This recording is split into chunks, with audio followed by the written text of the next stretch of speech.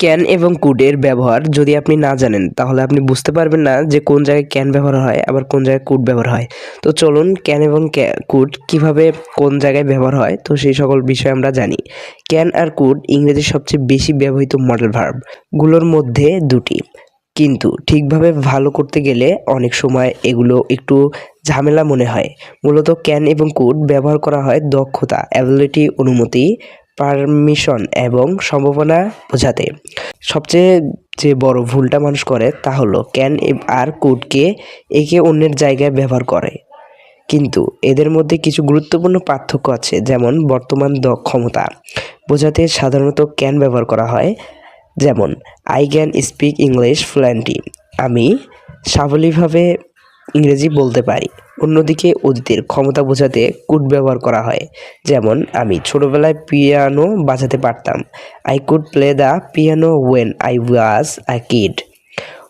আরেকটি সাধারণ ভুল হলো অনুমতির ক্ষেত্রে ক্যান কখন ব্যবহার করতে হবে তা না বোঝা।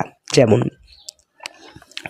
আপনি যদি কারো কাছে থেকে কলম ধার নিতে চান তাহলে বলবেন can I borrow your pen, আমি কি আপনার কলমটা ধার নিতে পারি। কিন্তু যখন সম্ভাবনা বোঝাতে হয় তখন অনেক সময় কুড বেশি উপযুক্ত। I it could rain tomorrow, আগামীকাল বৃষ্টি হতে পারে। এখন বিষয়টা আরেকটু গভীরভাবে দেখে ক্ষমতা বোঝাতে ক্যান ব্যবহার করা হয়। She can solve complex math problems easily, সে সহজেই জটিল গণিতের সমস্যার সমাধান করতে পারে। কিন্তু অতীতে ক্ষমতা বোঝাতে কুড ব্যবহার করা হয়, যেমন he could run really fast when he was younger, সে ছোটবেলায় খুব দ্রুত দৌড়াতে পারত। অনুমতিতে ক্ষেত্রে আনুষ্ঠানিক ইনফর্মাল পরিস্থিতিতে সাধারণ ক্যান ব্যবহার করা হয়। Can I have a glass of water, আমি কি এক গ্লাস পানি নিতে পারি। আর বেশি ভদ্র বা আনুষ্ঠানিক পরিস্থিতিতে শোনা যায় may I have a glass of water. Could নিয়ে নিজের কোনো উদাহরণ বা প্রশ্ন থাকে তাহলে নিচে কমেন্টে লিখুন।